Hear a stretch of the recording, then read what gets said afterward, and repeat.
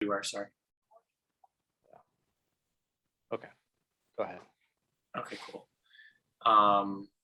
So for Guill Bot, what I was thinking is basically like there are probably many different ways to visualize an argument.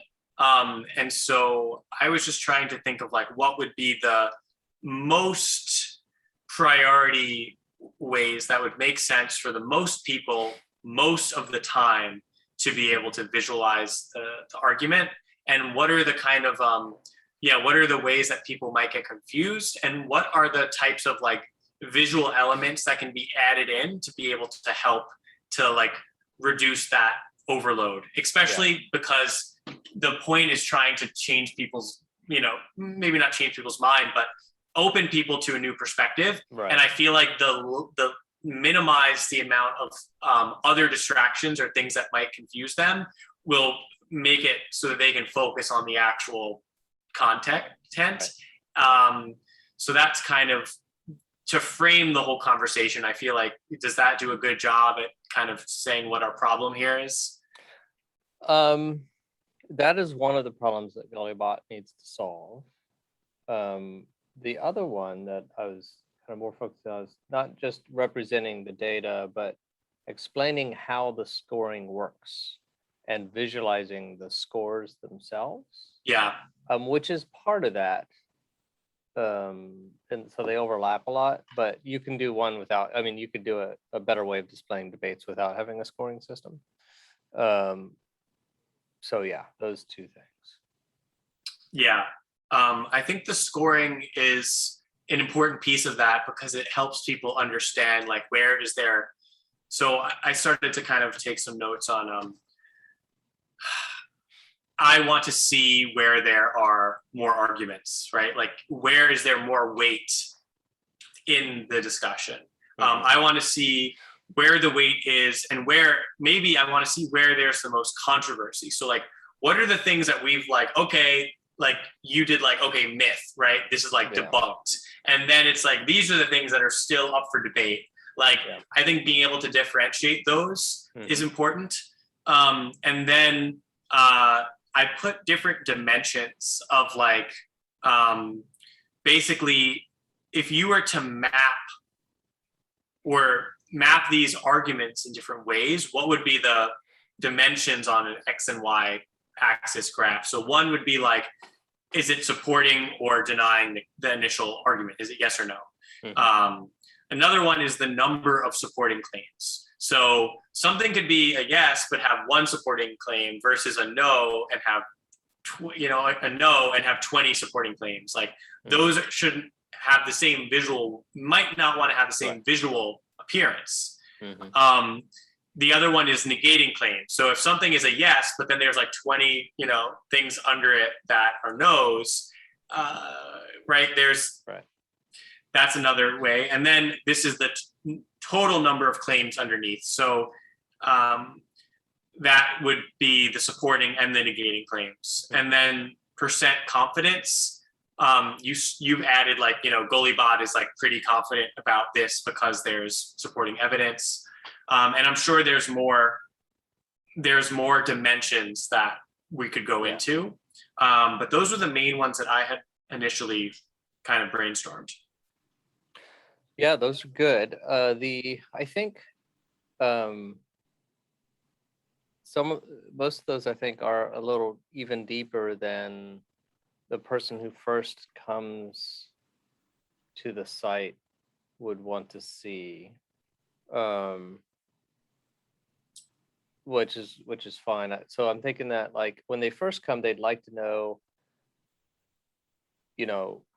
that kind of Guill Bot's score. They want to know, what does Guill Bot think before they get into the why, right? So what is the current score of the system? There was something else, but I can't think of it now. And then there's kind of like two paths after that. One is, I want to know why Guill Bot thinks that. So I kind of want to see the weighing. I want to see where things are, where's the most pros and cons. And then I want to say, but I I know this one fact, and I bet Gullybot hasn't taken this into consideration. So then I want to, so those are kind of the two modes, I think. Someone who's coming in with a claim they want to find in there, and someone who's just kind of exploring. But I think so. But there's a lot of little decisions in the screen. Like one thing, I don't show the score really big up front because I don't show the buckets, right? Which I could do, but no one knows what that means until they read it. What are the buckets? So if you hit the more info on the bottom of that button, see those little things on the left? Okay. And that kind of tells you the weight of those arguments. Oh, I actually didn't know that because I looked at it on mobile and I wasn't able to hover to see based on one claim. So this is starting to do that. Okay. Yeah, a little bit. It's not as visual. And so we have a balance though, because a lot of people would like to see, how many claims underneath it, how many pros, how many cons. But also we don't want to clutter up the interface initially for the people, because if they come in and it's a whole bunch of numbers, they're going to shy away. Yeah. Depending on their mental mindset. So I think there's different ways to visualize that information. I at first did not immediately know what the bucket meant. Yeah, so I need to explain not only what it means is the first step, and then the second step is what it how it's calculated. But yeah, so one of the things I do need now, I think the explanation is fairly simple. The fuller the bucket is, the more weight the argument has, and we're thinking about using the terms of weight as opposed to confidence or something else. And then if you want to see why the bucket is this full, one of the generic statements is you can open it up. And then the one thing that they really need to know is that Gullybot assumes everything it's told is correct until someone cancels it. So if there's a claim with no children underneath it, Gullybot just goes, okay. And that's why it's called Gullybot for gullible. Right. So if they know those facts, it's not very intuitive yet. But if a claim has no children underneath it, then the bucket's full and it has a lot of weight. If it has one pro and one con, then the bucket's empty because it's undecided. And if it has two pros and one con, then the bucket is 2/3 full.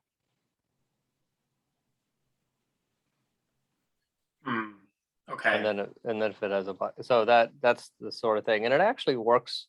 When I talk to people, it works the same way that their brain does it intuitively. Just no one knows that this is how they're doing things. Right. But we don't need to stay with the bucket metaphor. So there's lots of different ways to visualize it. I've thought about like circles and full up circles, but the problem with circles is that if you're just looking at them, you can't tell. If you're just looking at one circle, you can't tell whether it's full or empty. Because if it's circle and it's solid, does that mean it's empty? Because it's the container is a different color than the background, or is it full because it's a different color than the background? And so that's the thing about the bucket having an open top, is that you can tell it intuitively, I think, looks either empty or full. So this one, the unsupported pro based on two claims. So if it's unsupported, but it has two claims, could you describe that difference? Well, open it up and see if it makes sense after that.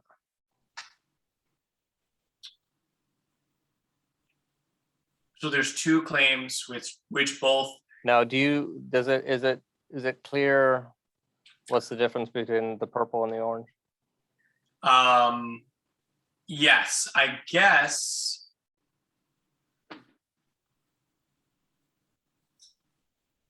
So that's another thing. There's a lot of like canceling out, and so I feel like the bucket analogy doesn't do as well with the canceling out, because like 2 full buckets make an empty one. Does that, you know what I mean? Like, Yes, that's a good point.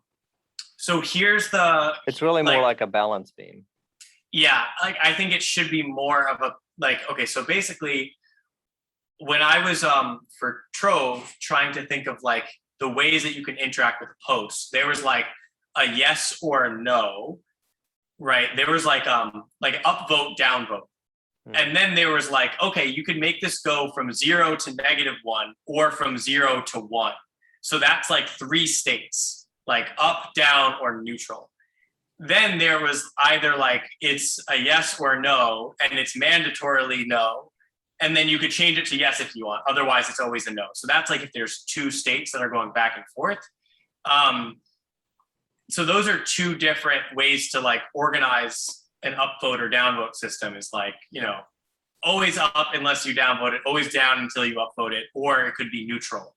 So it seems like when you first create a claim, I understand that you should make it so people want to like edit that claim or like add more evidence under the claim if it hasn't, because it's Guill Bot, right? Add more evidence. Right. If add they more disagree evidence. with it.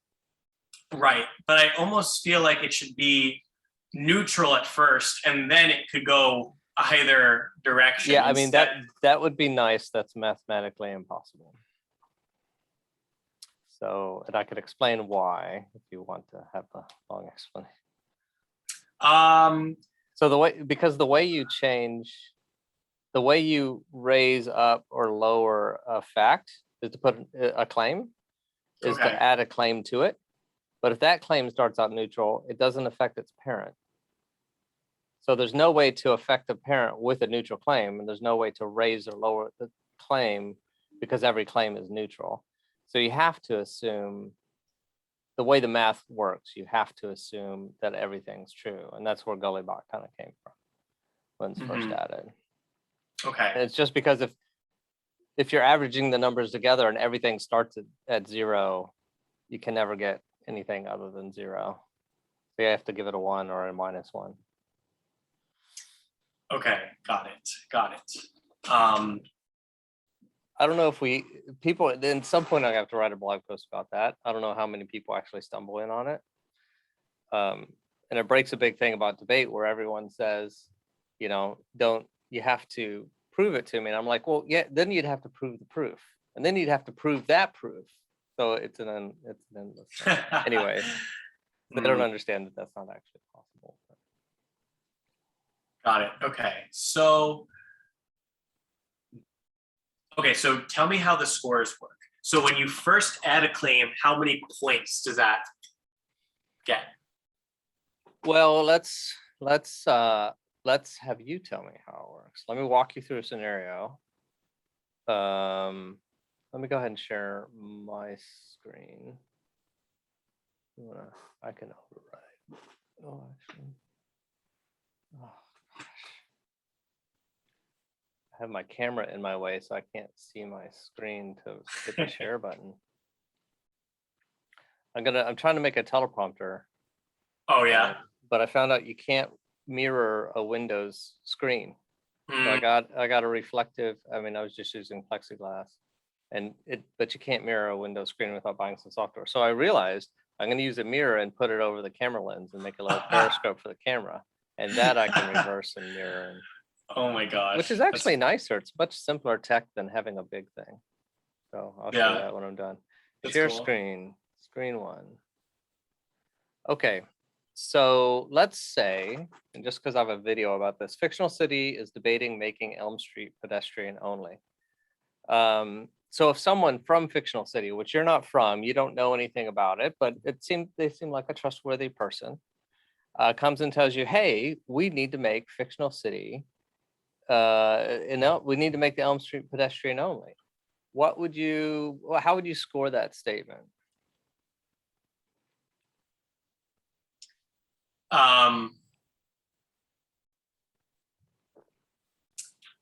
Well, it's a statement. It doesn't really have any reason for it. It seems like that's the main argument though, right? Yeah, yeah. Now, yeah. So as a human being, you probably wouldn't automatically assume it's 100% true because, people make mistakes and stuff like that. So, okay, but let's say that person was talking to Gullibot, a gullible robot that believes everything. What Right. score would Gullibot give it? I guess Goaliebot would assume it's true, and it would give it a It depends on your scale, right? So if we did in the back end, it is actually +1 to -1, and 0 being neutral. But I think it's a lot easier for people to see it in percentages. So yeah, so hopefully I'm not doing it, but Gullibot would probably give it 100%. Does that seem reasonable? Or is there a reason why you think you wouldn't? I think the last time we discussed this, I found the percentages confusing, and I would have given it like a tally, like a 1. A 1 out of what?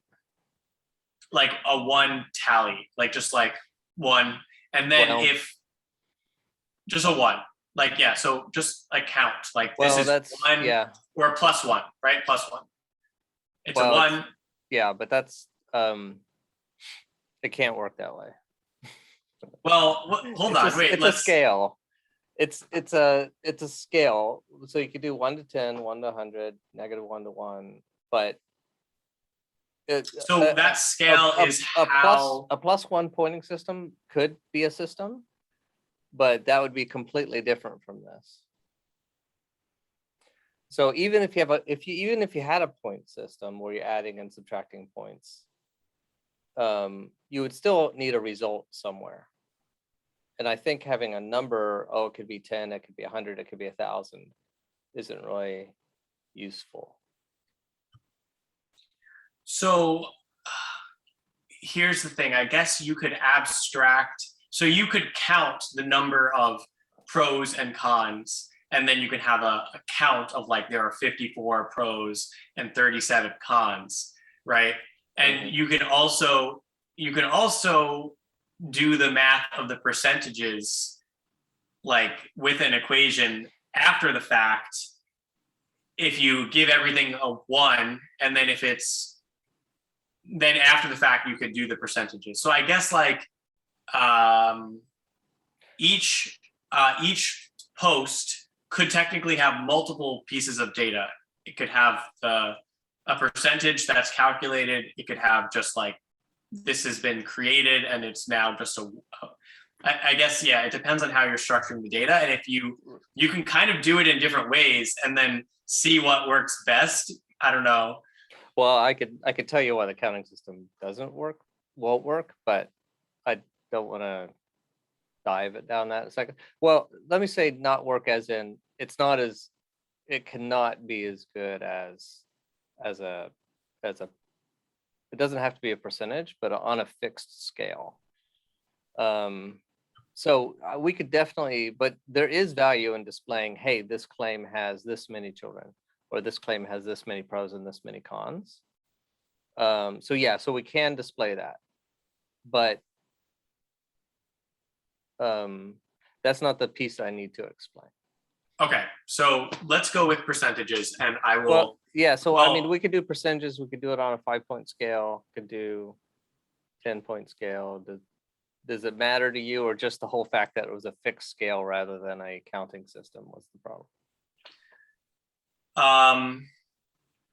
Because I guess like the reason why percentages felt weird to me is that like 100% of nothing or 100% of 50 things was the same thing. Well, in the end, though, as a human being, you want to know how confident you are.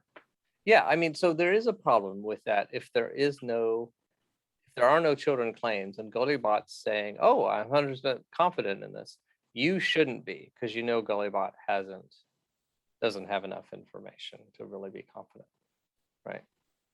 Right. That's kind of the concern. Are we calling certainty the percentage? Well, that's one of the words for it, yeah. Okay. So I think the main, or how confident Gullybot is in it. I mean, it depends on the question that you're asking on which English word applies appropriately to it. If you're talking about a truth, then how true is that claim? So so on a scale of 1 to 5, how true is this claim? On a 5-star scale.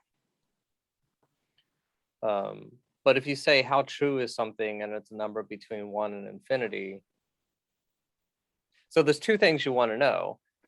How true is it? And you want to know how much information does Gullybot yes, that off, yes, right? yes. But either of those information is insufficient. But the most important of those information is what's Gullybot's score. And then the second question after that is, well, should I trust Gullybot? How much information does Gullybot have? But the first one has to be, I don't care how much information he has if I never get to learn whether he thinks it's true or not. Right. So, and I think there's one other thing which maybe is going too deep, but like, let's say I were to add a claim. So in the coronavirus, should you take the COVID vaccine? So like something that I recently heard was like, if there was any safety issues with the vaccine, because it's been given to so many people already, it would never be publicly admitted that there was something unsafe with it. Or there would be a lower chance of that being admitted just for the fact that you wouldn't want to like lose trust. Mm-hmm. And so the claim there would be, even if there was a safety concern, there is a very low probability that it would actually be expressed because of how much fear it would create in the public and how much that would lead to mistrust in the government. And so that's something where it's like, that's a claim, but it's like, I'm not even like very confident about that. Like, so there's Gullybot's certainty based off of the sub claims of how true this thing is. There's the amount of pieces of information that's based off of, but then there's also just like, hey, this is something that I'm putting here as a point, but I'm not even 100% confident about it myself. Or I'm not sure how much this affects it, but it's a factor. Right. So what we generally do in that case is we would put that claim in, and then we'd add another claim underneath it that said a con to that claim that says we're not really sure about this, and we could put our doubts in there, right? I've been thinking about some way in the score to manually adjust a claim so that you can set it at like 65%. Like I'm very confident in this claim, or I'm like 50%. Yeah, they all start out at so yeah, you could manually lower it, and it would stay that low until it had child claims, or maybe it would count as that number. So instead of defaulting at 100%, it would default to whatever the person that's submitting it thought. So like, yeah. Are you 100% confident about this claim you're submitting? I'm like 85%. Okay, we'll start there. Yeah. I mean, I would still want that to be an exception in special cases, because if you're only 85% confident, go ahead and put in the reasons why you're 85% confident and make it come out to 85. So if you say, oh, I heard it from a good source, but that source isn't always reliable in these areas, then you add the best thing to do is to add in the child claims.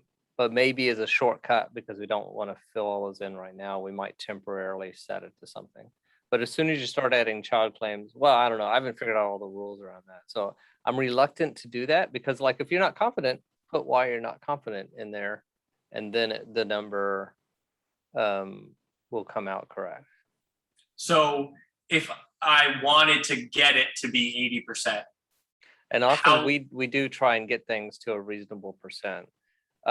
So like if you put in 2 pros and a con, then that would be 66%, or 3 pros and a con, then that would be 75. Okay. So you need to think of 3 reasons, or you could say here's a pro reason, here's a con reason, and then you can say for that con reason, or I'm sorry, for the pro reason, you can go in and say you can put a claim on there saying this pro is more important than the other con because of like this person is more reliable, in general than they are on having a bias. Then they're biased. Like let's say it's a reliable person, but they have some biases, and then I could go in and I could put one pro, one con. Then for that pro, I could go in and say this person is more reliable than they are biased. And then everyone knows exactly why you think that should be around 75, 80. Rather than just setting it at 75 and 80 or something. Okay. But it makes it hard because you have to think about not only what are my reasons, but then I have to play with the number of claims so that it comes out to the right score. And that's one of the reasons why it's kind of moderated by central people rather than an open system. Yeah. Anyway, so like let's run back in this fictional city. So let's say, so if you're okay keeping with the percentages, then Sure, Gullibot's yeah. like at 100%. Now normally what we do then is I'm going to just repeating it so we can see how it changes. So then we should and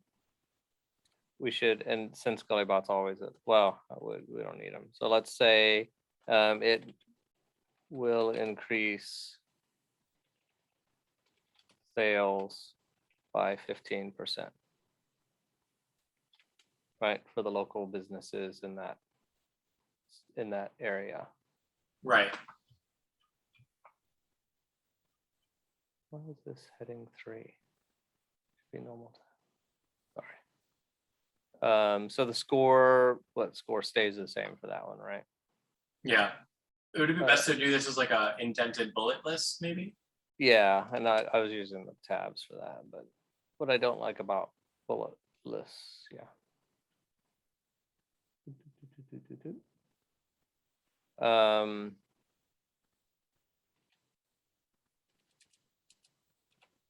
And then, but what if someone comes in and says, it will kill children by diverting traffic next to the daycare. Let's say school, right? So if you have one pro, and we could label these pro, on. Now it's 50%. Yeah. Now it depends on your scale, right? So if it's from -1, meaning completely false, 0 being neutral, then it might be 0%. And this is one of the problems with using percentages. This is what's the scale. But let's say 50 is uncertain, and 0 is completely false. Now,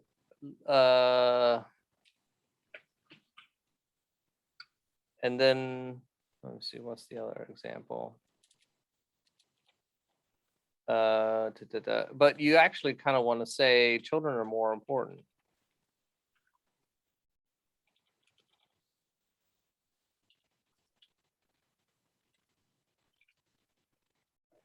And let me, rather than using pro and con, because now when I see if I put pro here, the question is it pro the main thing or is it pro the other thing? So let's put this, let's call this purple team.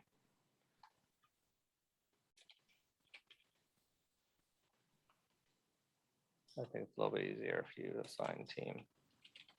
Oh, no, wait, that's orange. So then if you had that, what do you think the score should be? Although this is advanced, I shouldn't actually be going into the importance. So I would say, okay, so if you're having an additional claim that orange is more important than purple, purple is still important.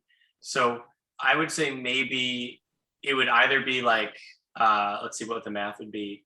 I think you should take half of the weight, like half of the weight from purple, add it to orange kind of thing. So then that would end up either being 66% or like 66% to the orange side, or it could be, yeah, I feel like that would be. Yeah, so in general, it would be, yeah, so the way I decided to do this, and there's arbitrary, it doesn't really matter, is that we give this one a 2x weight. So now it's like 2 orange claims and 1 purple. So that would be somewhere around like 33%. Because now it's like, it's on the negative side. Right. Or it'd be minus 25% if we were going into negatives. Yeah, so although I shouldn't, I couldn't remember what are the other claims. Now then, but what if someone instead of that, or let's keep that claim, but let's add, we will convert railroad, old railroad tracks to a new street to divert traffic. Right, so that's a purple.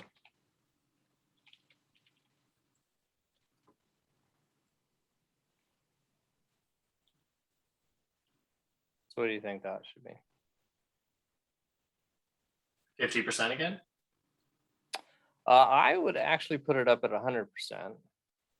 Wait, so, because, okay, so the purple is canceling out that orange point, but then does that not make, so either the purple could cancel out that orange point, or the purple is canceling out the whole other. So yeah, so yeah, you know, and I used a more complicated thing, and luckily this is you, because you're one of the few people that understand it off the bat. This orange isn't just a normal pro or con orange. This is an importance orange. So all this does. Are those different in the database? Yeah, yeah. Oh, okay. So it either affects relevance, which is importance, or it affects confidence, which is truthiness. So it's like a claim versus a. Yeah, I mean, we call them all claims because you're claiming that it's less important or more important. But yeah, it doesn't affect the truthiness. But let's just ignore this for a second and say that wasn't there. Looking at this, you would agree that it's 100% because that purple is canceling out its parent orange, and if its parent orange is 0 now, then and this one is still at 100%. Then it's 100% for. So now the bottom purple one is 100% yeah, true, right? Which means that orange is 0%, which means, okay, that makes sense. Yeah. Yeah. So I probably shouldn't have gone into the whole importance thing. The importance thing says, oh, this is twice as important, but since it's false, double of no impact is not impactful. Right.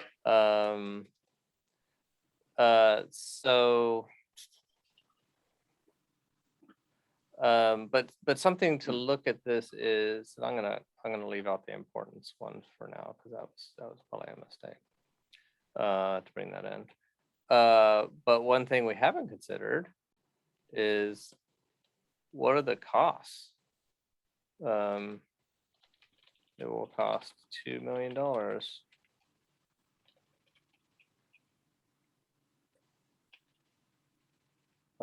So that would be 100% orange, right? So what are we back up here now?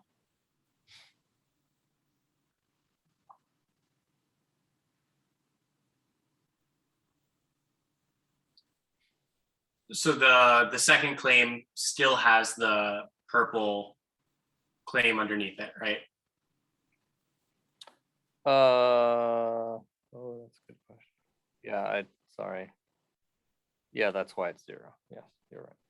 Sorry, I deleted the wrong thing. No problem. Okay, so my immediate thought is, okay, 100% purple and 100% orange, it should be 50.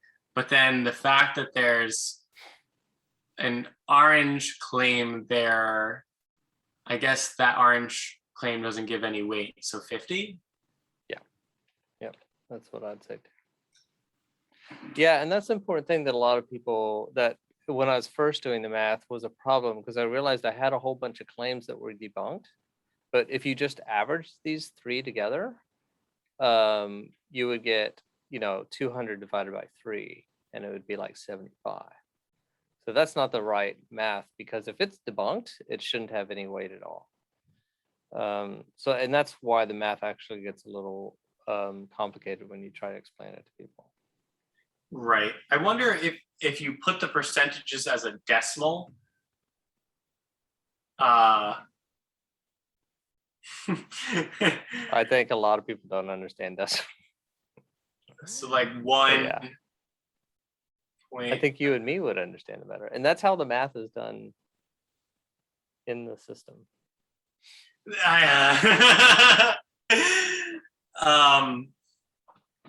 Or you could do fractions, but that's harder too, in a way. You were doing fractions at one point, right? Yeah, I think I tried that. And this is why I'm actually kind of doing the buckets now, because there's not a number, and numbers scare people. So this bucket would be half full, and you'd see 2 full buckets and 1 empty bucket. You'd see 2 purple full buckets and 1 empty orange bucket. And so I think intuitively see, oh, there's a whole bunch of purple and there's no orange. So it should be, well, in this case, I'm sorry, you'd see 1 full purple bucket, 1 full orange bucket, and 1 empty orange bucket. So if you have 1 full, and so like to your point, where this would be better as a teeter-totter scale with a spring on it, you would see 1 purple on one purple square on one side and an orange square on the other. And actually what you might see, an orange. What you might see is that other orange square theoretically could be in the center of the teeter-totter or the scale, because it doesn't add any weight to either side. But right. So yeah, I guess it does really depend on the way you want to like visualize this. Will, I think, help people understand it. So yeah, you're saying like that analogy, if you're lining things up horizontally, then the analogy of like, 2 full buckets here, and then this is an empty one. yeah. Right. Actually, I'll use pen.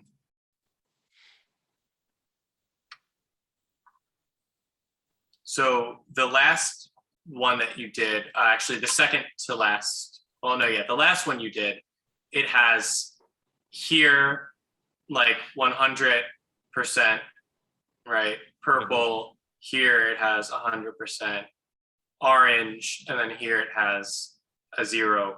It doesn't really matter which way.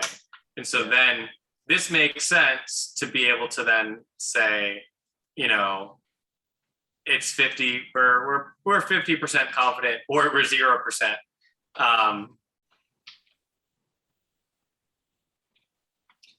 So that would make, come to think of it, it does kind of make better at 0%. I forgot, because also when you start adding these things up, like if this one has 50%, so this one has to be 0, when we normally would have said, did we say that would be 50? No. Anyways, yeah, so it might be better to do these from a scale of minus. So it's really kind of 0, right? It's really a scale. So it's either like we're 50%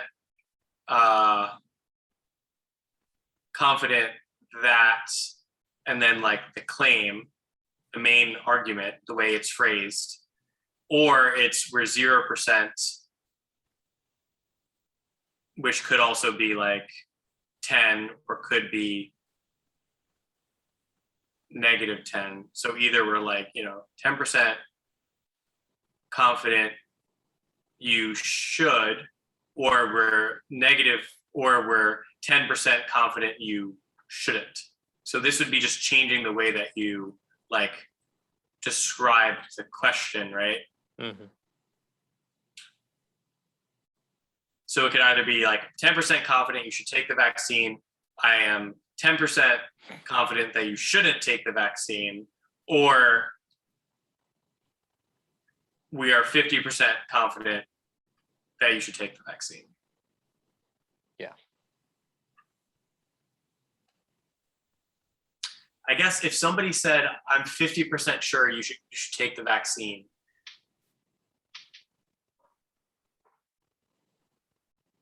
Yeah, that doesn't sound very. It was so yeah, like when you say if you say 50%, some people are kind of like, well, that means I shouldn't take it, right? And it's like, well, no, because the scale is 0. As long as you have 1%, you should probably do it. It's better than the alternative. It's like I'm saying that, like if it was 0%, saying I'm 0% confident means like you're not at all, like that's like bad. But I feel like it would have to be worded, I am 0% confident that you should take the vaccine over not taking it, which means it's neutral. Over, yeah, like, yeah, you almost need to say over not taking it. Yeah, you have to, I think you have to say that. Now, so when we converted these into some text, though, that's a little bit different than saying a percent confident. And so that it helps when it goes to bucket. So now we say, actually, no, I don't think I show them on the screen. Let's see. Go to the settings.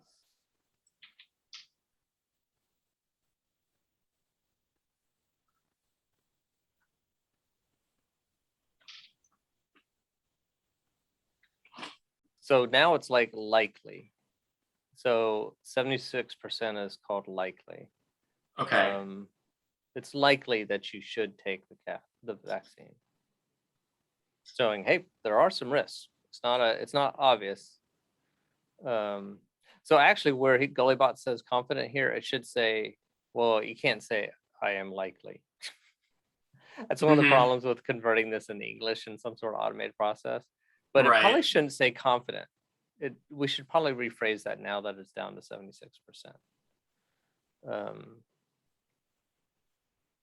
The 76% is like with 50 being in the middle, right? This one is actually 76% with 0 being in the middle. Okay. So yeah, so if it's 1%, you should still do it. It's just there are some risks and things could go wrong. But that's not obvious. And that's one of the problems. Yeah, it's not. So like,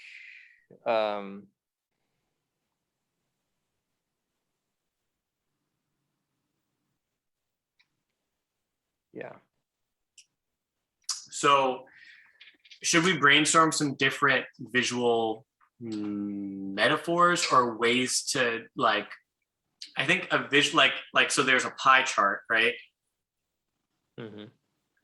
So if we were showing something that was 70, I think I need a,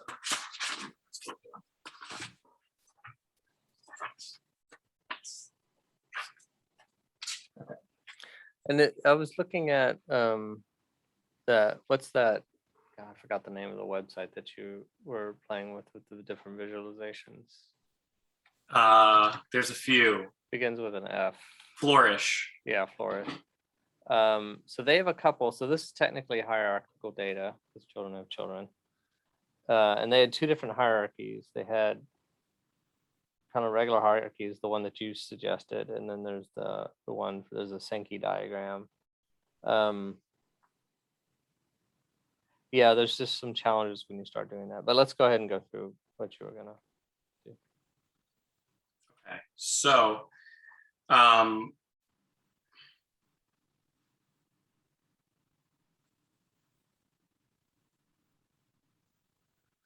okay, the first case we mapped out here was basically neutral, like totally, the weights are even on both sides. So I'm gonna just call this 0%. Like, yeah, I feel like when I write percent, there needs to be a way to differentiate between which percent.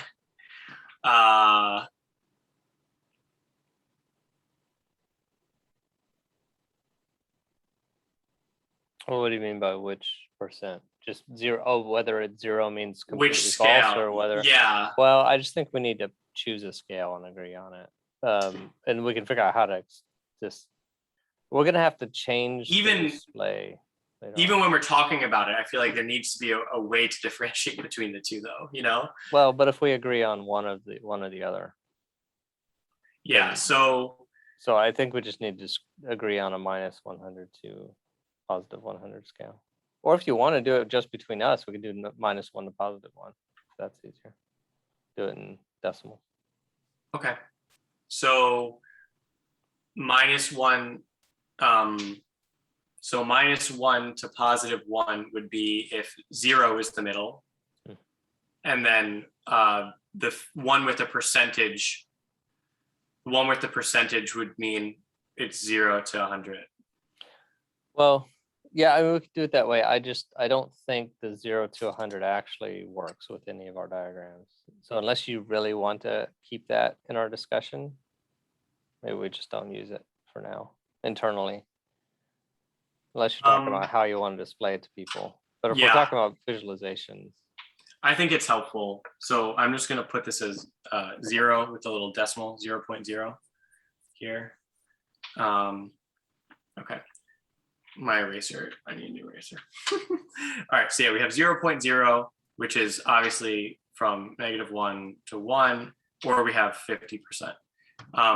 So then an example of the, like, okay, in the vaccine example, that was 76% from the, so that was like 0.76. Right, because it was over. Well, when you move the scale, it'd be more like 0.5. What do you mean? Because that one in 76 is between -100 and 100. It's not in your percent scale. It's in the other. So this top one is -100 to -1 to 1, -100 to 100. Right. So that's 0.76. But then if we convert it to the 0 to 100, it would be. And what I'm saying is that it's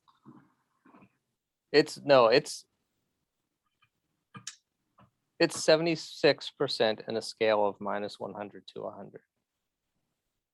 Oh wait, yeah. So, I'm sorry. Yeah, right. So it's still 0.76 because that one's on the same scale. Yes. Okay. This scales are. I got it mixed up. Okay.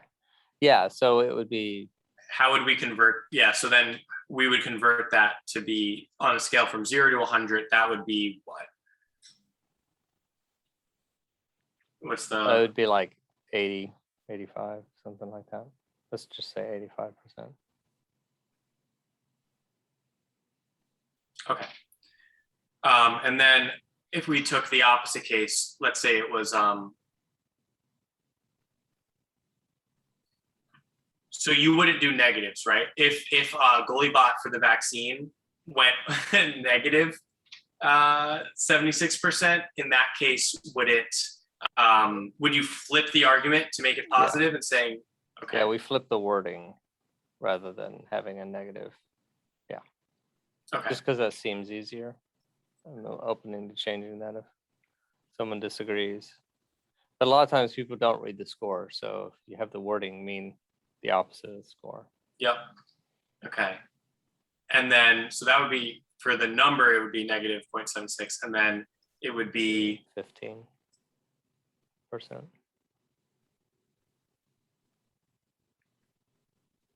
Okay. So now the different ways to like visualize these three, we want to make sure it makes sense in like any circumstance, right? So, so the one with the chart, the one with like weighting. So yeah, you can have a bunch of buckets, but as long as they somehow all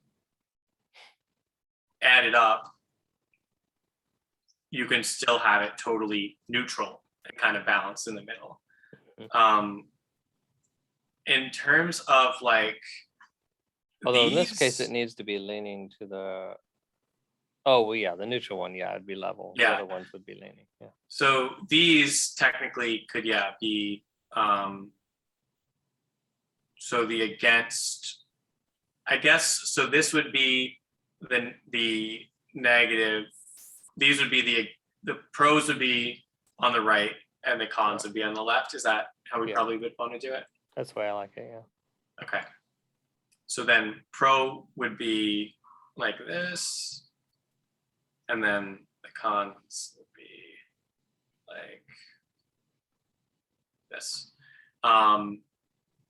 So basically, this would be if you had like,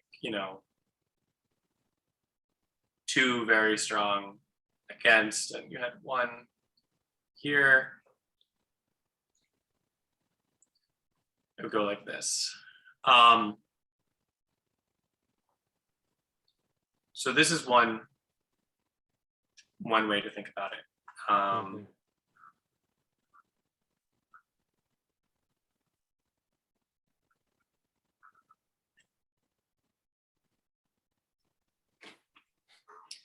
Now, in terms of like how you would actually, so there's that one Kialo, which actually has things on a totally right to left spectrum. And so they actually have the arguments or the claims visualized horizontally instead of vertically. Yeah, I don't think left and right is pros and cons. Well, on this case, it's just a tree. On this case, it is. Yeah, right. That's what I mean. Like if you wanted, so like the visualization that you sent in Mattermost, do you want to pull that up? Yeah. Although it's changed a bit. Yeah.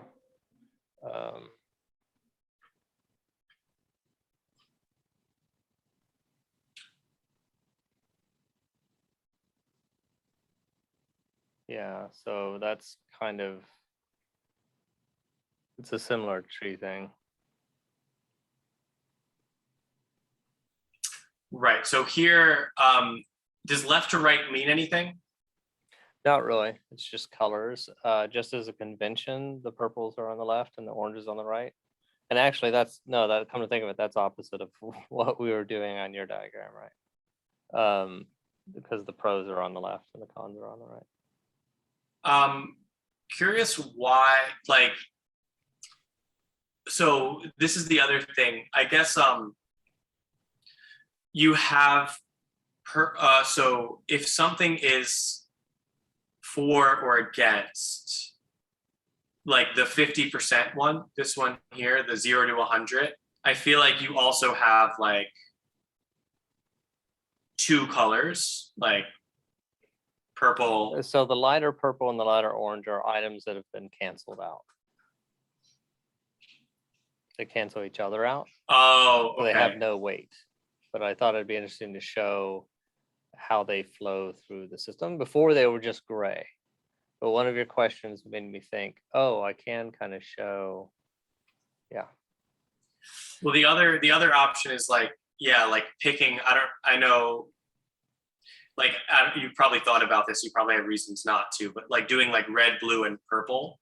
So like purple being like in the mid, like if it's neutral, it being purple, and you could see the shade of purple depending on how neutral it is. That way it's kind of like a pH indicator. Like you can, like I think people understand how that works. Like, okay, red is all the way this way, blue, purple is in the middle, and like what shade of purple. Like that might be a way to orient people on the final score. That's, you can't really do as well with purple and orange. Yeah, the problem with red and blue, of course, is that it implies politics in the US. So, well, you only have three Republican options. And Democrat. You have red and blue, you have red and yellow, or you have yellow and blue. Yeah, but also none of the things where you use those two colors and a neutral color. Well, if it's a gradient, like if you want to show them blending, it just never looks good in my opinion. So I ended up not doing that, and people can't visually. I would rather than using a color thing, I would rather visually show it through space, just because people's attenuation to color changes is not great. If you just have it be canceled out and you use purple for red, blue, then hold on a second. This is my doctor's office. Let me take this. No problem. No problem.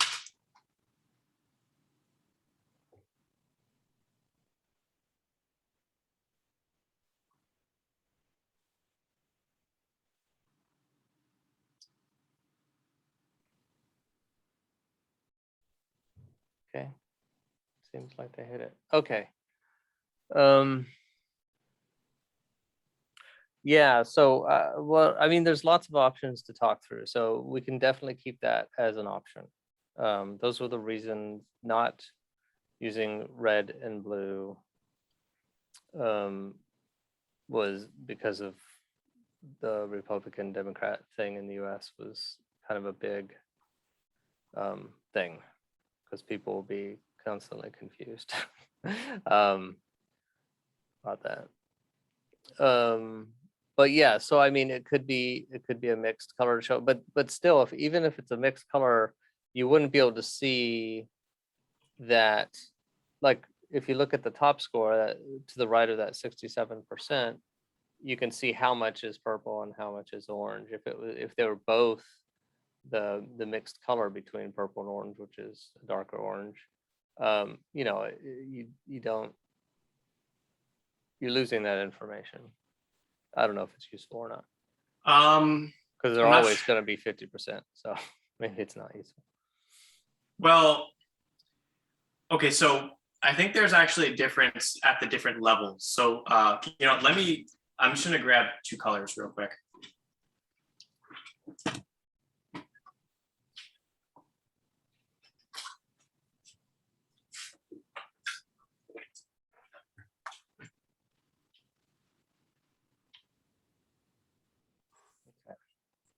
All right, we busted out the coloring book and we're ready to go. As it should be. Okay, so no. Well, if anyone has a solution for this problem besides a pencil sharpener, let me know. All right, so I think we get the point here. I do have a blue pen. Okay, so in this case, you can see, I guess very clearly, and if this was like a branch structure, like, so, okay, that's red, that's blue, they're canceling each other out and becoming purple. You have a bunch of purple that is then mixing with red and blue. So here, red and blue mix is purple and this is purple. And so like this argument, by just looking at it visually, would be all purple, right? This is like right in the middle.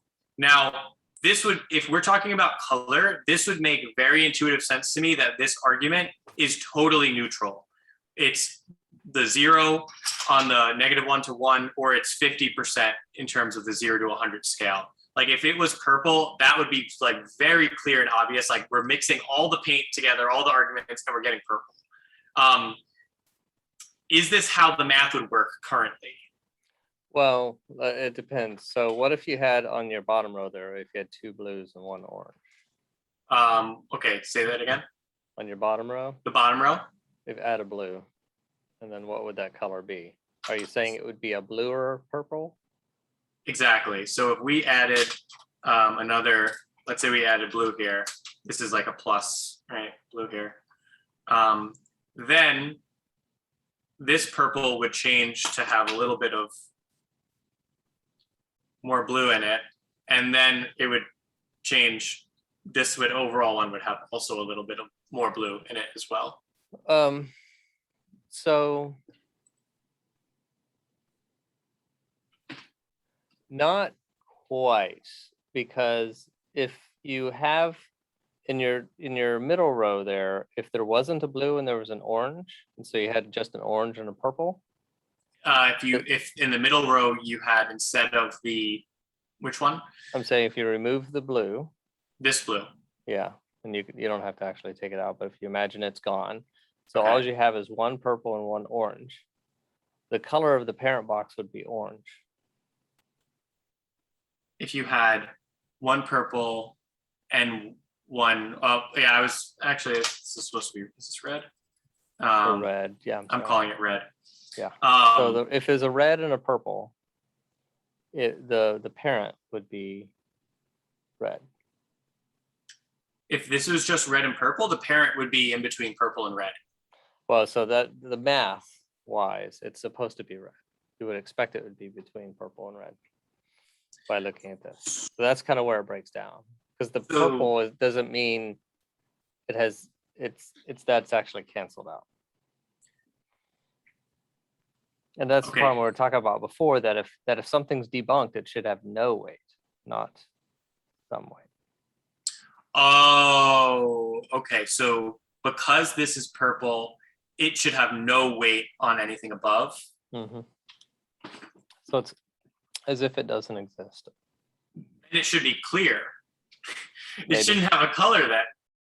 Yeah. So one of the options, yeah, right. And I don't think I've ever thought of that. So it should be a opacity of blue or red or whatever colors, which would be nice, because then I could get back to purple and orange. If you so yes, but then it's the same as, it's kind of the same as being full. Is that semantically different? Except, it's kind of this, whether it's opacity or whether it's percentage full, it's kind of. Well, no, this makes sense, because color is the dimension of pro or con, and the opacity is the dimension of the weight, like the importance of that pro or con, of how strong it is. Yeah, I'm just saying it's two ways to visualize it. You could do it by opacity, or you could visualize it on the scale of amount of color. It's the same. It's just two different ways of visualizing the same. Yeah, which is fine. And I was just wondering whether the fact that we're using opacity rather than fullness, does that add any intuitive benefit? They're pretty analogous.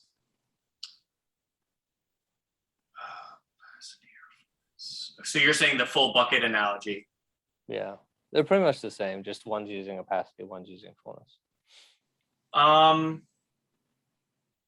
Well, I guess technically you could have a visual. You could do both. You could kind of so it could be. I mean, if we're using the bucket analogy, right? This redrawn really quickly could be something like this.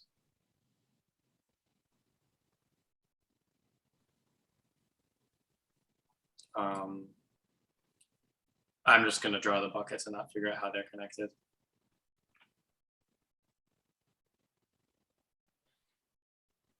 So you're saying fullness would be. It is kind of weird that two full buckets make an empty bucket.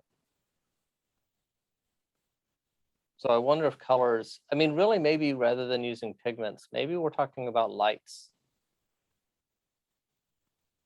If you have the light, no, what are we talking about? Yeah, so if you're using lights, and like, let's say you have a white background and a blue bucket, no.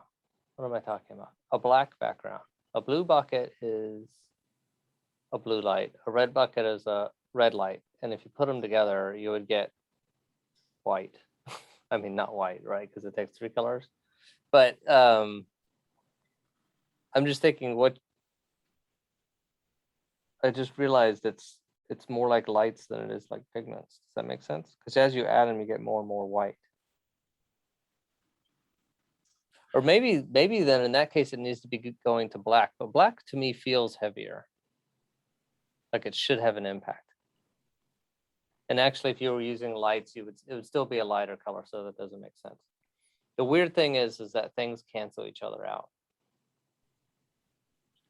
I almost feel like you need a graphic that shows them eating each other or something. So fullness is confidence, yes? Yeah, truthfulness, confidence. So in this case, this one would be these two would be totally full, right? Yeah. Okay, so these would be full. And then this one, if it's half and half, would be empty. Now, there's two ways you could think about it. One, it could be empty, or one, it could be, well, it technically needs to be empty because we want to make sure it doesn't impact its parent. So somehow they're canceling each other out. And physical things just don't work that way. Except weights. I mean, like if they're actually on different ends of the scale, they do cancel each other out, right?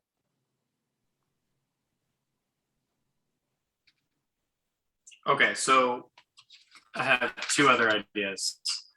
One is that for each claim, I'm thinking of this like M&Ms now. So in the main one is like, okay, we have, let's see.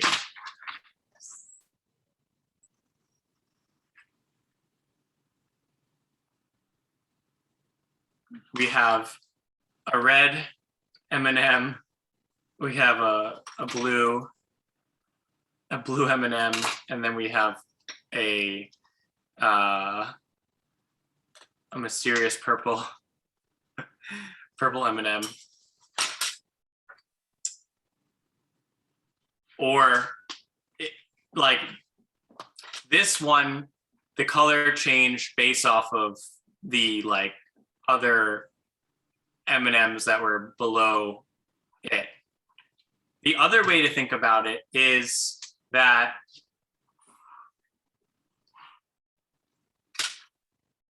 it has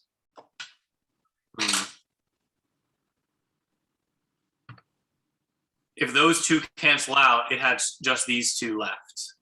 Mm-hmm. Or the other way to do it would be where you'd have all of them, where you'd have like just every single, this one. Yeah. But then these two canceled out. So that doesn't really show you the weight. So there's another way to think about that is if you just showed the children. Well, there's a problem with that one too. I'm starting to think, I wonder if the scale is kind of the best thing, because it doesn't matter how many weights you add on either side. If they cancel each other out, they cancel each other out. Because our problem is the canceling thing, right? So maybe visually it's best doing it on a scale. I guess it's at each level, because every time you go down the level, it's like you're hiding what happened underneath, really. Yeah, because they're canceling out. Unless it's like there's two glasses and it's like the number of one type with then the number of the other type here. Like this is like having 4 and 4 arguments canceling each other out, and also this looks like breasts. Yeah, I was going to mention that, but I thought it better left unspoken. Might make a little bit more corners on your body. Yeah, let's make these a little bit more like Coca-Cola. You can leave the top off though to make it look a little more like a bucket. Oh yeah, you can do that. There we go. So I guess like this is different from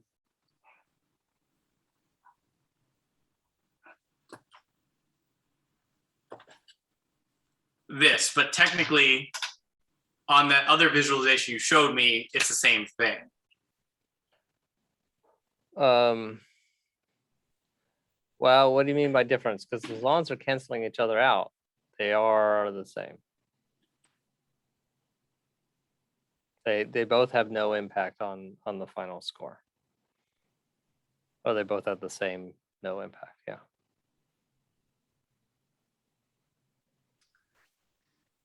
But now I'm thinking that if you do have a scale across the side, you put 2 equal weights on the other side, it balances, right? You take 2 other weights, no matter how much weight you put on either side, it doesn't change the teeter-totter at all.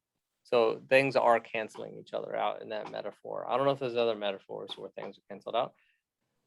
But the problem is displaying that on the screen is kind of weird. Yeah. Yeah. And there are some subtleties about the math where that even that physical thing kind of breaks down.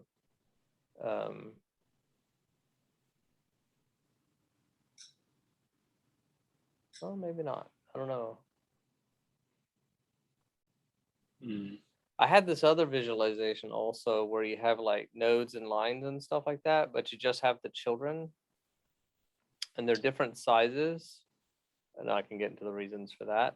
And you can see that the purple are pulling one way and the orange are pulling another way. So Yeah. it's a tug of war. I was just thinking of that, of like an arrow representing like the strength of pulling in one direction. Which could be like, instead of having a bucket that fills up, it could be like, how much is this, going in a certain direction or going in the other direction?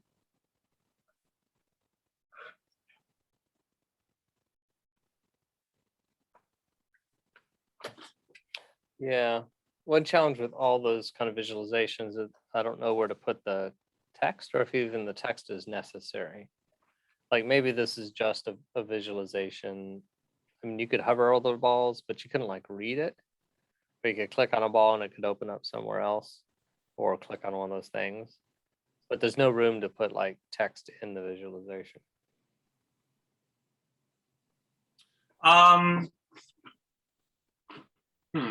So when you're exploring it, it's kind of random what you're looking at. Well, so right now you have, let me just screen share so I have it.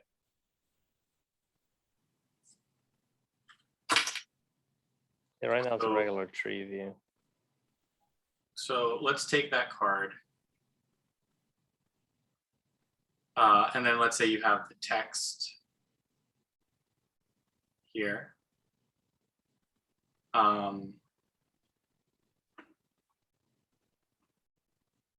So it could be something like,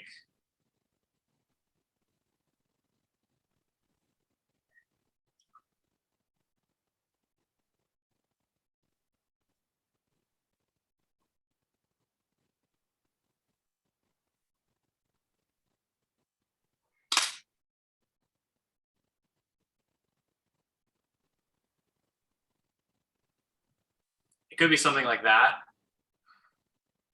in each one, where like it's either. Could you stop your main share so I can see what you're doing? Can you? There we go.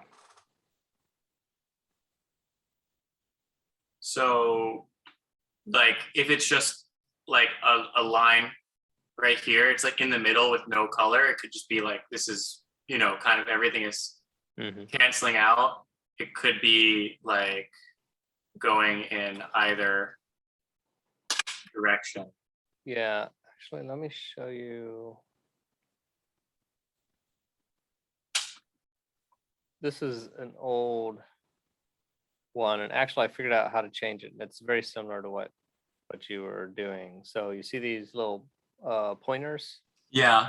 They're pointing on a line, but I thought about changing this exactly the way you have it, is that they're arrows instead of that. And so in this case, it would be an arrow starting in the center and going way to the right. And this one would be starting in the center and going a little bit to the left. Yeah. So that's one of the visualizations that I think would be interesting. And yeah, and so that you would understand it, then it intuitively makes sense if they're canceling out. Right. Because if two people are pulling with the same strength, they cancel each other out. Yeah. And then what you could do is like in the visualization, I mean, if you wanted to add even more information to this, it could be like there was 5 and 5, like there was 5 arguments on, like you could, it doesn't have to be that simple, but, or it could be that simple, but it could be like what was canceling out. It was like, 5 pluses and then 5 negatives. Right. And so, it canceled out. Yeah, and what's interesting about that is that, yeah.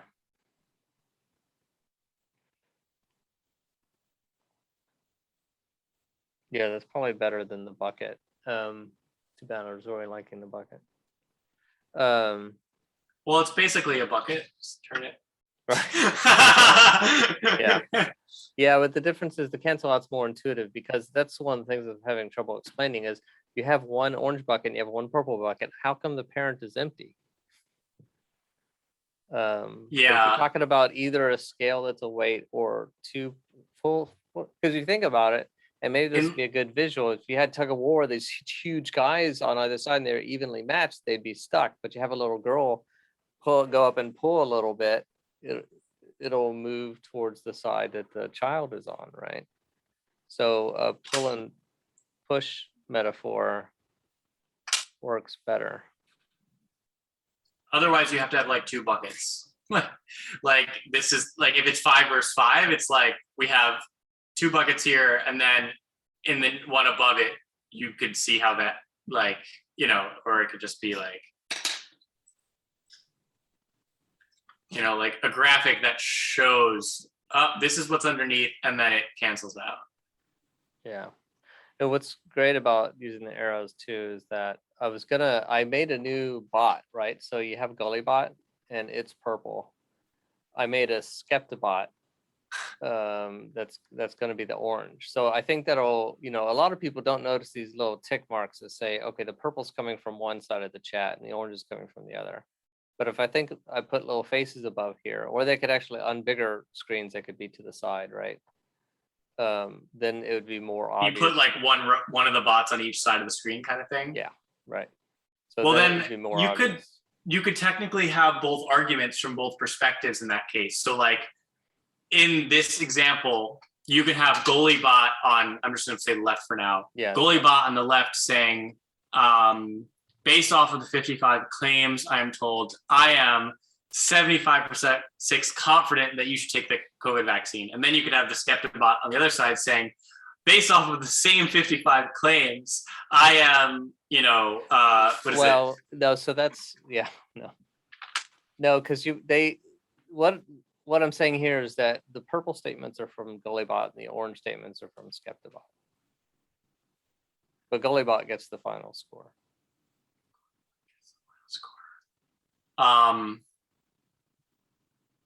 Because I can't have two conclusions on the same data. The math. Well, what I was is it really two conclusions though? It's just two perspectives. It's like instead of having it say like I am negative 76% confident, what I was saying is that it would just be somebody saying the statement worded differently. Like, yeah, I don't.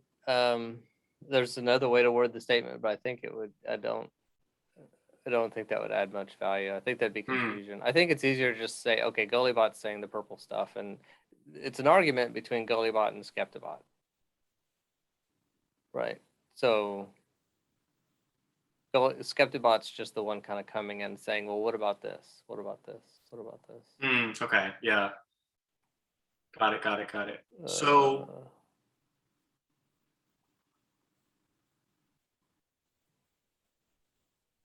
turn off some of these options. Go ahead. Yeah, I think that would make sense.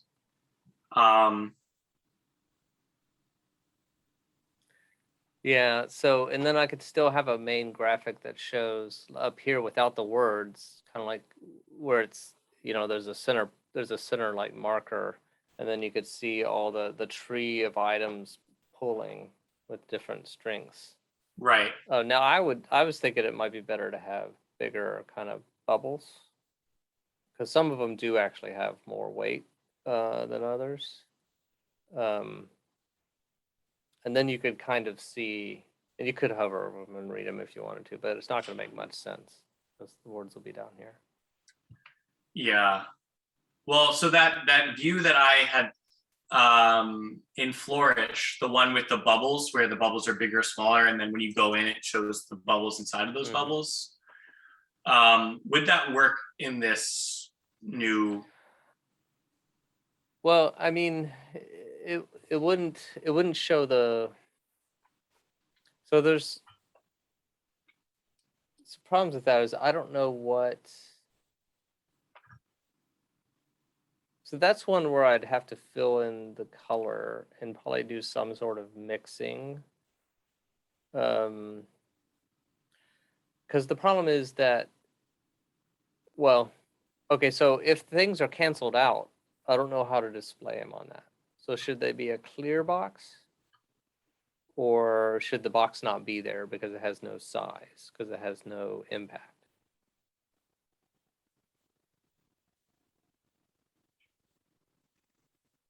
Okay, And then so what would it look like? I guess it would be like a spattered pattern of purple and orange. You can see, oh, there looks like there's more purple here.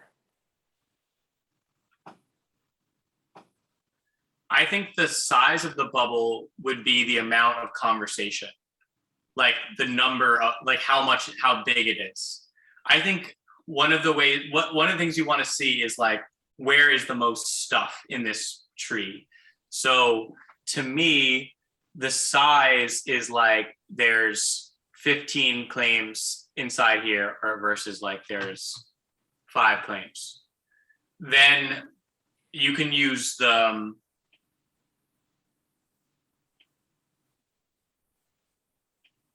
you can use color to represent the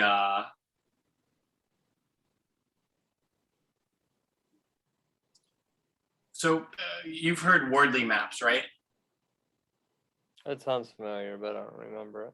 So the concept behind wordly maps is that a map, it's not a map if when you change the location of things, if it doesn't affect the result. And so like this, so if you were to take each claim and you were to give them a confidence score from 0 to 100 or whatever, and then a number of claims underneath that, then technically the number of claims that had more subclaims and also the highest level of confidence would be the best arguments. And the worst arguments would be the one that are at the bottom left of this chart, of this map, where basically they have a low confidence and there's low number of claims for those claims. So that's slightly, there are some exceptions to that. And so I wouldn't want to make it that apparent because it's not actually true. Sometimes a good argument, it can be done in one claim and there's just no reason to argue it. So number of claims would be very low, but the score would be very high. Yeah. Score would be very high. So then over here you'd have right. So you'd be able to see. It could also see that. Yeah. I mean, it could also mean that no one else has looked at it yet. So really, the score is like the thing about how much we should trust that individual score is based on how many people have looked at it. The number of claims is useful, but I don't think it's as useful. I'm afraid that people will misunderstand that. So we haven't even talked about that. How many people have looked at a claim versus like been like, yeah, I agree with this, or yeah, right. So that's like the analytics on how people interact with it. Yeah, I guess the number of children to me is a slightly misleading numeric, slightly misleading indicator, because you would normally think that if it has more child claims, it's more important, but that's not necessarily true. It could just be something that's contentious. And well, technically, the things with the most number of claims but the least confidence would be contentious, right? Yeah. Well, what I'm saying is that if it's in the middle, if it's in the diagonal going left, right, bottom, top, it's not actually.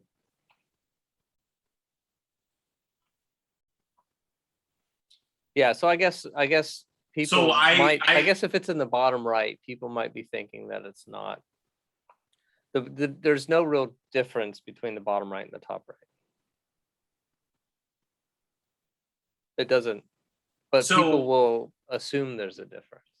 So I'm not saying that you actually need to use this, Right. these two metrics. You could make one of these maps with any two metrics. Right. But what I'm saying is that this is an example of like the wordly map concept is that if you change the position of this bubble, it changes the way that you think about the information. Versus like if you were to flip left and right the information, like, so if you have a scale, that's like for any map, there's a scale, and then there's also like the compass that shows like, okay, this is north, south, east, west, right? If you take Berlin and you move it to a certain spot, it totally changes where Berlin is. Where if you have like a mind map and you just rearrange or swap things in the mind map, it doesn't actually change anything. It's just a visual change. And so I'm wondering some of the things, like for example, the order of the claims from top to bottom in the tree, it could either have no effect on anything, or they could be sorted in a very particular way, which means the ones on the top versus the bottom have a certain meaning. And so that's kind of the difference between it being a graph or a map. A map, when you move things, it changes the way that you should think about it. The map, you need to have a scale saying these are sorted from top to bottom based off of this. And then people can, oh, okay, I'm viewing them from the most contentious to least contentious, or the most popular, right? Whatever it is. So I'm not saying that this should be the way you visualize it, but and I think there in the end there will be quite a few ways to visualize it. You want to be able to visualize it lots of different ways. Exactly. So yeah, like right now in the tree, as the math works out, the higher it is in the tree, the more weight it has. Right. In general, it depends on its children, but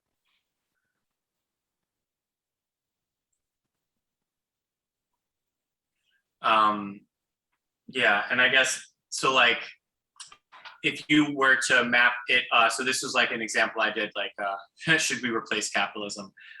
So if you have them left to right, you could technically make it a map where the ones on the very far left are like the most 100% positive, and then it gets closer to neutral, and then it gets closer to the far of like the cons, right? So that could be a way to organize the claims where you can see the most controversial to the most neutral to the most.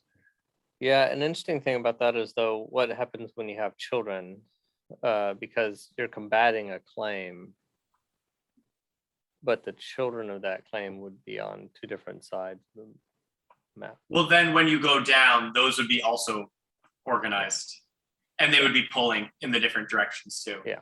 Okay. So it's not that they're all on there. Yeah, it's kind of like the children are pulling, and then based off of where the children get, then that parent gets pulled, and so they will kind of be like threads getting pulled and rearranged. So it'll kind of be like.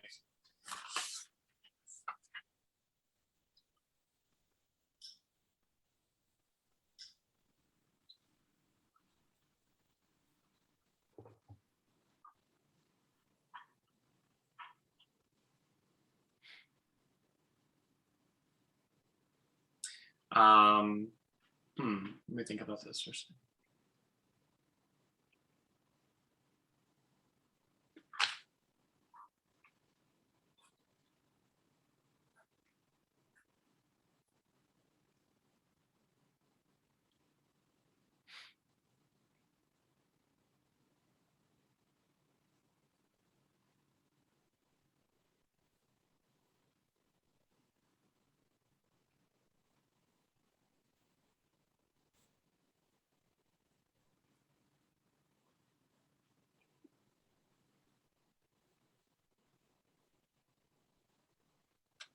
Yeah, so I guess you could technically do something like this,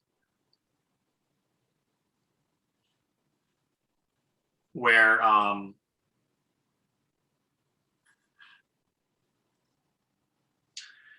like the things that are on the left of this line are pulling the parent in one direction, right? So these are like going here. And then based off of this, like you could isolate this argument here, right? And say, okay, it's going to the left. And then you're going to get this going to left here, which is then pulling this one this way. And then this is the middle here. Yeah. Yeah.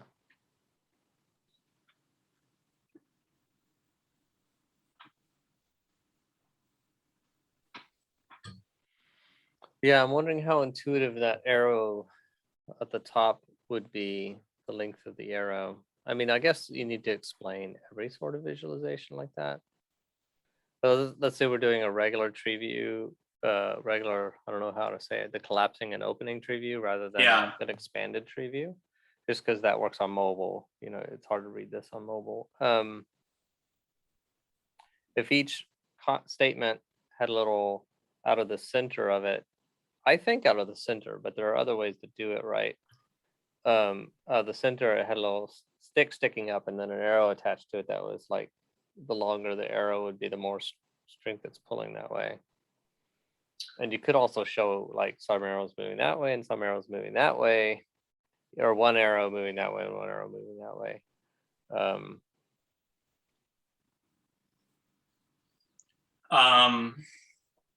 But I wonder how much that makes sense. Because I mean, even with the bucket analogy, if at the top of the screen we showed all the orange buckets on one side and the purple buckets on another side, I think people would get the feeling that they cancel each other out if it's a teeter-totter.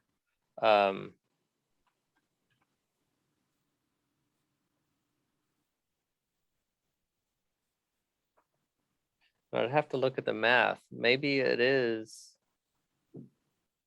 like that top one at the very top, 75%. What if it had a large purple arrow? And let's say the purple arrows go to the left, because that's where the statements are coming from, saying that Gullybot's winning as opposed to Skeptibot. But there's a little, so the question is, do you need the little orange arrow over there, or is it just the purple arrow?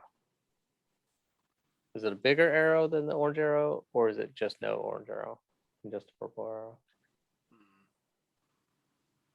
Well, the other thing is, if you're doing it vertically, you could technically switch the scale, right? It could be, so I'm looking at the screen right now. So let's say purple was up, right? I'm just gonna copy this. So it's kind of like upvote, downvote kind of thing. Yeah. Right, to the statement. And then you'd have a weight of the upvote. So so now oh yeah, an empty bucket though would be okay, no so arrow? this one is the empty one, and then it has, Because it could be no arrow or it could be two full arrows. Right. So this is the up and the down, and then this one has nothing. And then let me just go back to the main. I'm literally just copying this. So this is first one, the second one.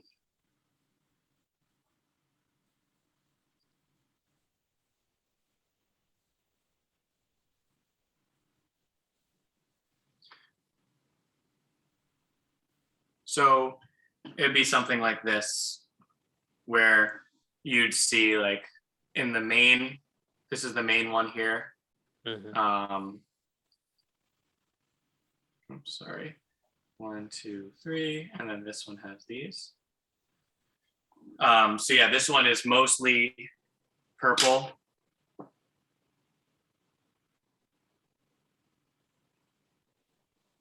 Right, this is purple. This is purple. This is purple. And then this is negative, and then these are canceling out. And then I guess the only thing would be, yeah, the color. What do you do for the color? Well, so yeah, in my thing. The main thing was the main coloration was which side is that statement from, rather than how true it is. Okay, so this would vary depending on who said it. Yeah, right. Yeah. Yeah, I think that makes sense. But you're thinking rather than the top one having that it so there's two ways to do this. One, you could do it without the arrow. So that top one, one way to express that could be a large purple arrow and a smaller orange arrow. Or you could do it just the large purple arrow. So it looks like that you are large arrow pointing up. You could just have one arrow pointing up at 76%, or you could have the arrow pointing up at like 100%, but then a little bit of an arrow pointing down to express the same thing. I think the one arrow is easier to understand. Yeah, I think so too, because if it's neutral, it's going to be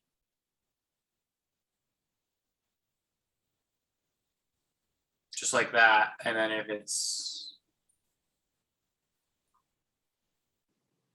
I guess the main one would never be pointing all the way down because you would just flip it, right? Yeah. Now, if you're not showing the arrow going the other way, I mean, you could, yeah. I'm just wondering whether you could just have the arrow be up or down and be a certain size. I mean, so it could be coming from the complete top, like that. The main arrow on the left could be coming from the bottom rather than the middle. It might be more useful to have it from the middle, but it'll also have to be smaller. I think the top one is the only one that you can treat differently technically, because like any of these are going to be up or down, but then this one is like your final.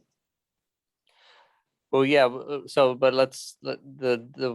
even the ones in the bottom there, you could have the arrow coming from the bottom of the box rather than the middle of the box, and just take out that line in the middle, and just the size of the arrow would say whether it's pulling up or down. True, you could, yeah. I don't know if there's a reason for that, doing it that way, except it would be visually bigger, be easier to read. Right, so within this arrow analogy, these are the kind of different options. So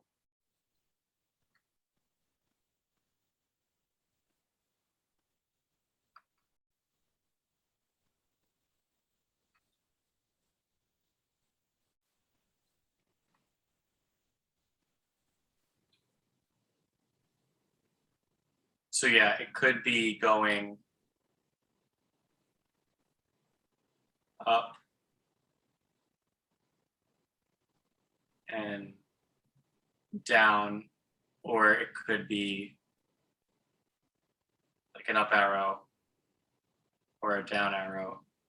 I guess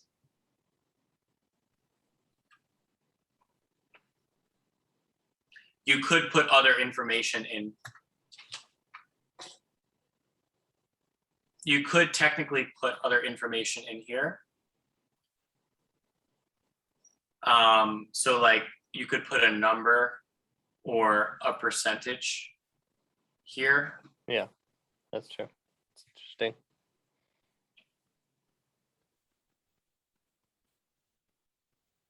So yeah, this could be like it's for 5%.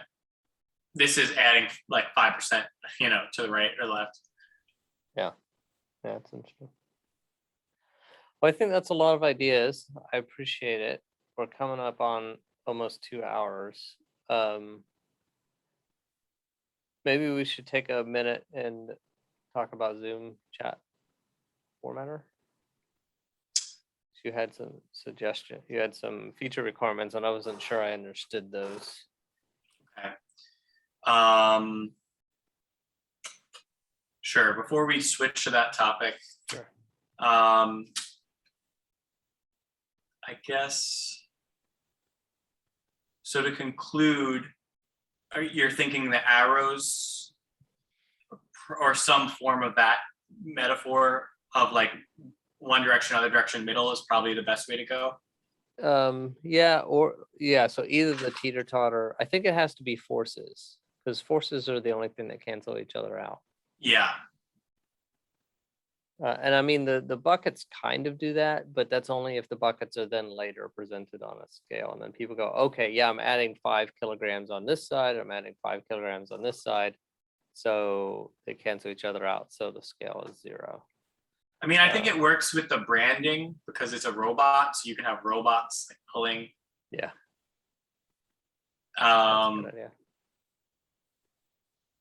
A metaphor that makes sense within the context of robots would make sense, I think. Yeah. So I think I like the idea of forces. And then the color, basically,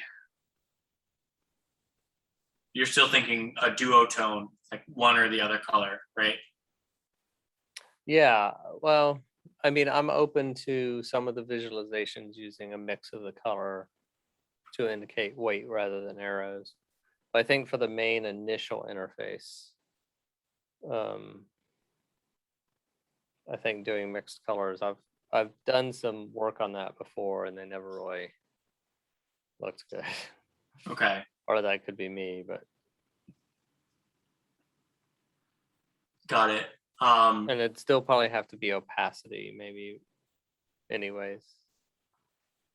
Because the mixed color kind of implies something rather than nothing. Yeah, so opacity would be the same as the arrow. Like opacity would be like. Yeah. Yeah, but the problem with opacity, when you start doing that, is once you start getting down to really close to 0, it just hard to tell who can see what thing on their eyesight in their monitor. Yeah, this is one thing, just quickly, is like when you see a big blob of orange and then it's a myth and it's totally debunked based off of 30 claims.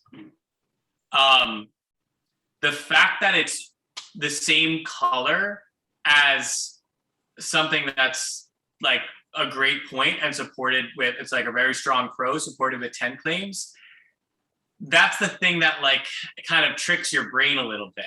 And a way to actually, without having opacity, to maybe like see what this would do is like, if you actually just change the how much color is on the box. So for example, I mean, I kind of did it accidentally here, but yeah, if you had like a design where it was basically the box and then you had just like a little strip that had, if it was submitted initially as a pro or a con, instead of the whole box, and then you had the, you know, the text here.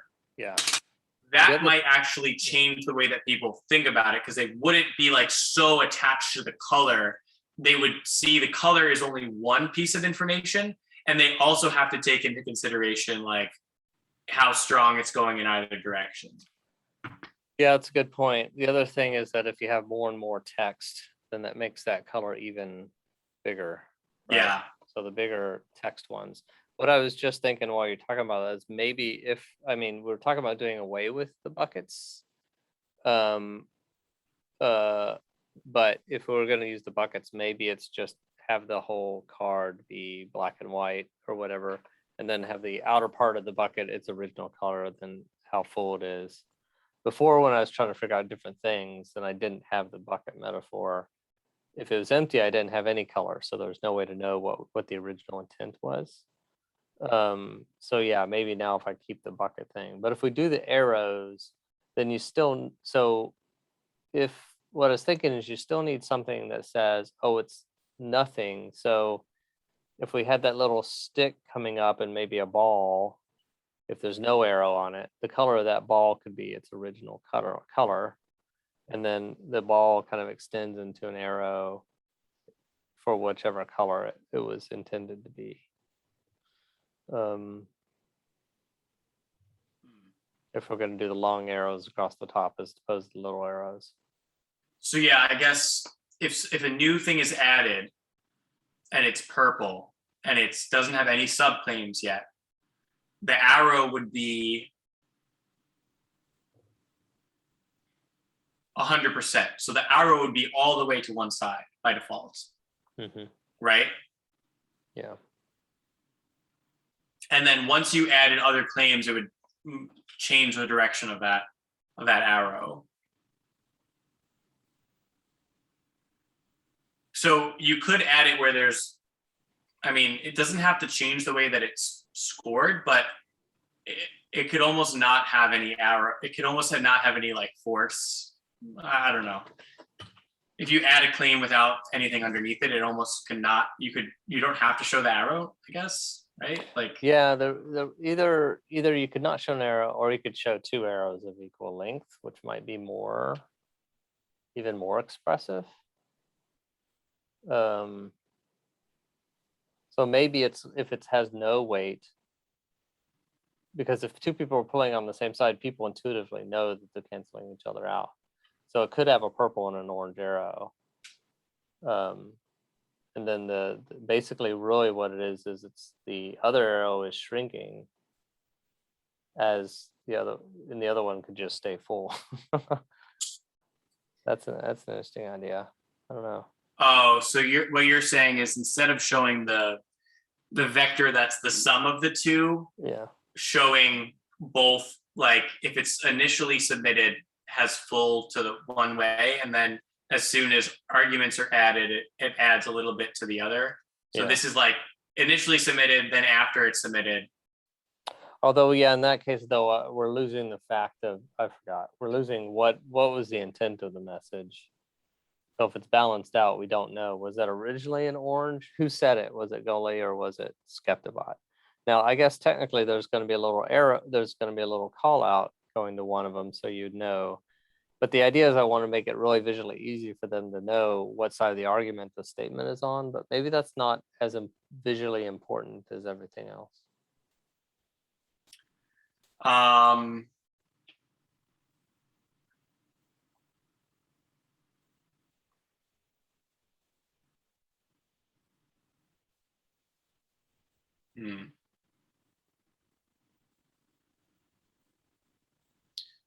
Well, the other dimension you have to play with is the height. So if you have on mobile the cards stacked on top of each other, and we're doing like up and down versus left and right, you could technically have it where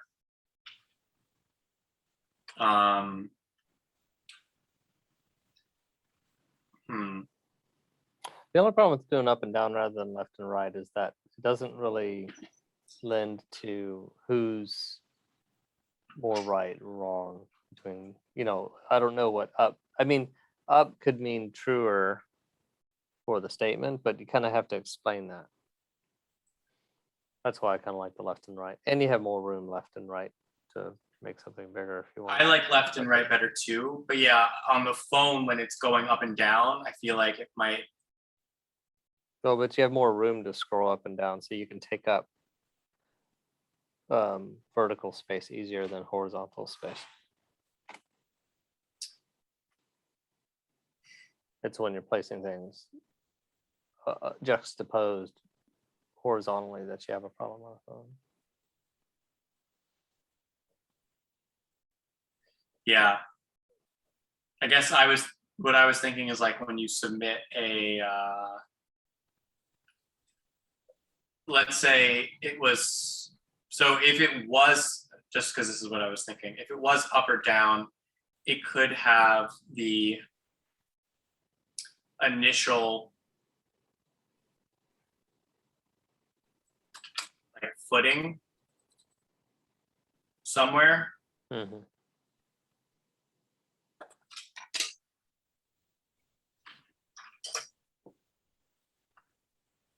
And then this could be like with nothing. It just stays, it's like submitted here, there's no weight. And then you could have the arrow, right, of like, actually, Just increasing its weight. Yeah, it's increasing its weight, or it was submitted, but then it got downvoted from the purple. So yeah, I don't know. There's different.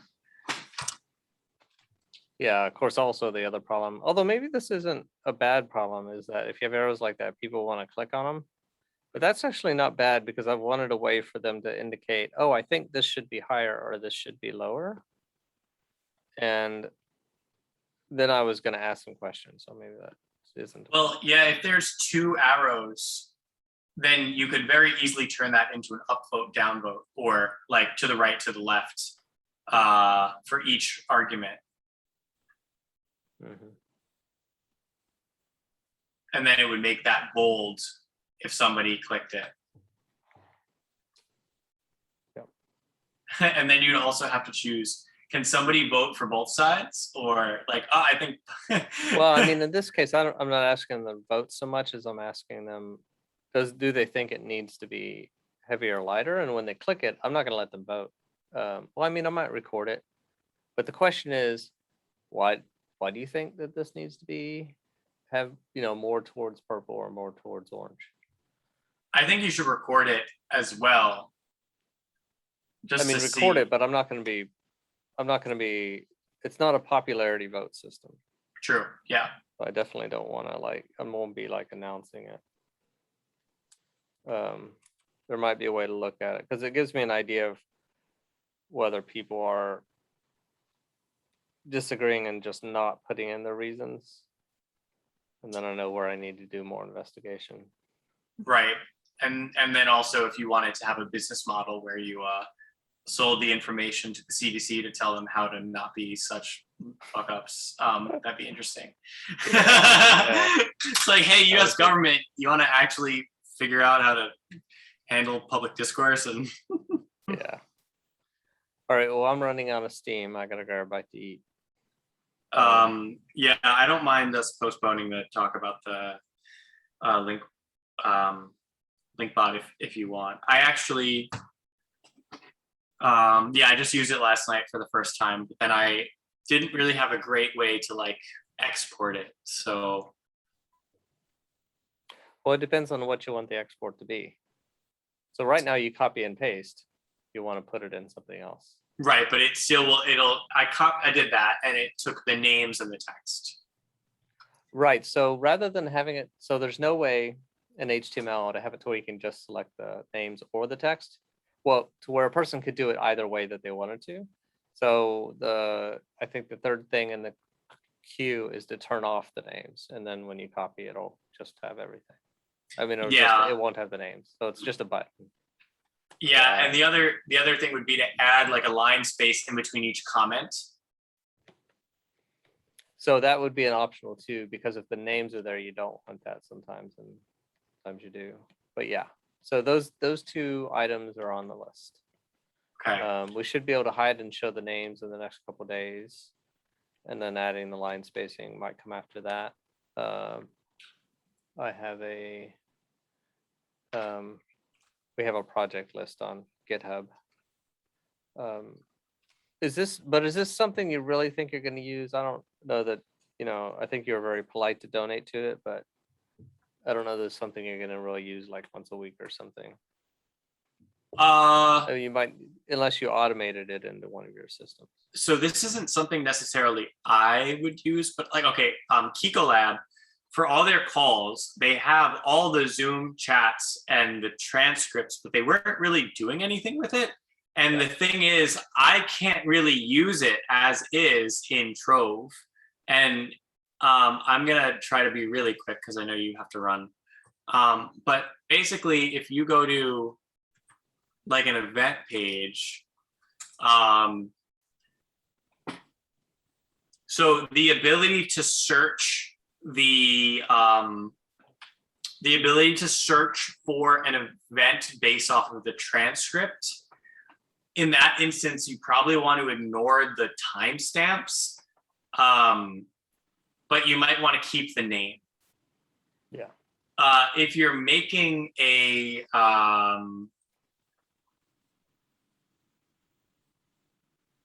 I started adding these little icons depending on like what's inside. Like, oh, there's a video, there's notes, there's images here. If you wanted to make like a mind map of like a topic graph of all the things that were discussed, you probably don't want to have the names or the times, because I tried doing that for a few things.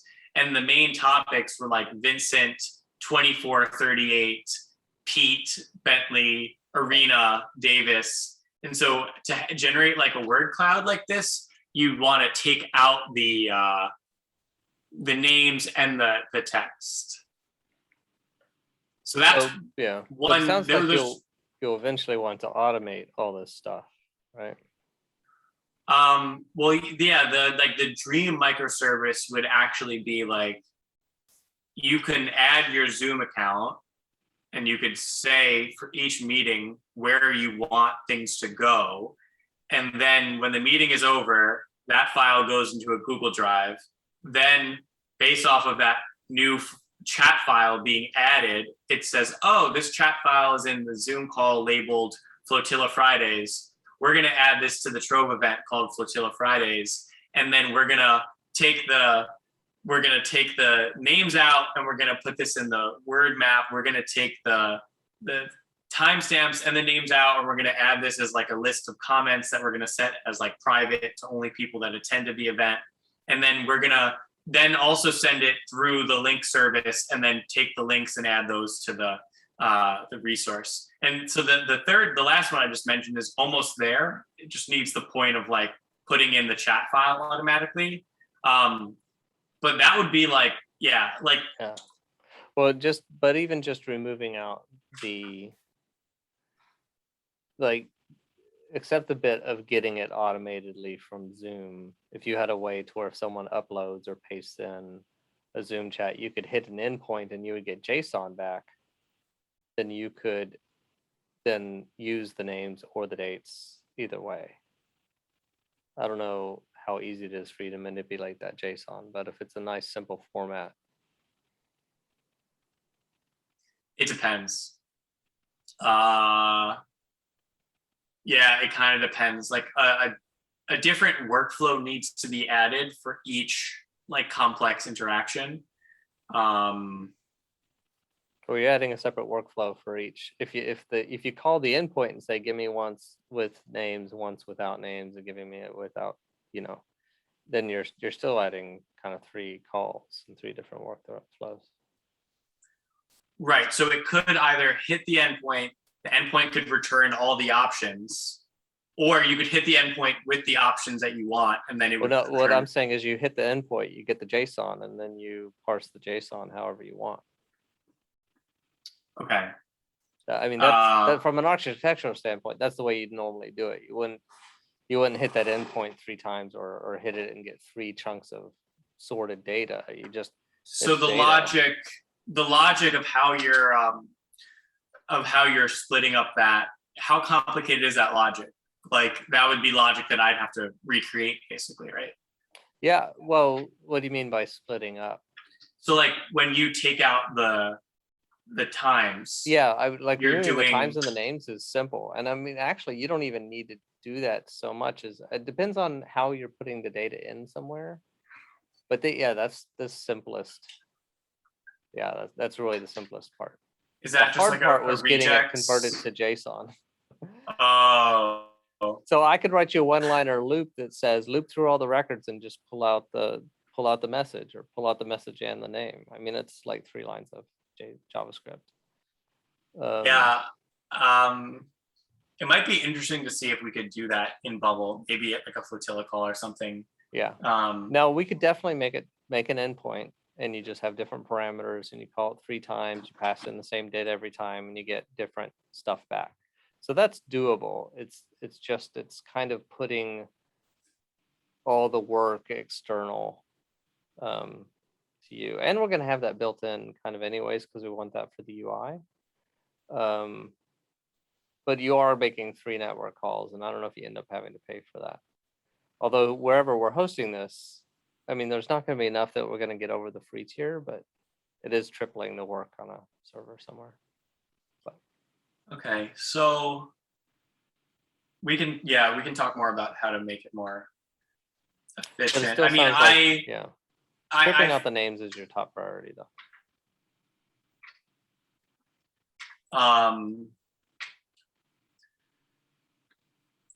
Yeah, I guess so. Yeah, so like the other part of it is like I don't actually I'm okay with it being kind of experimental at the moment because I don't know which things people are going to actually want the most for their events.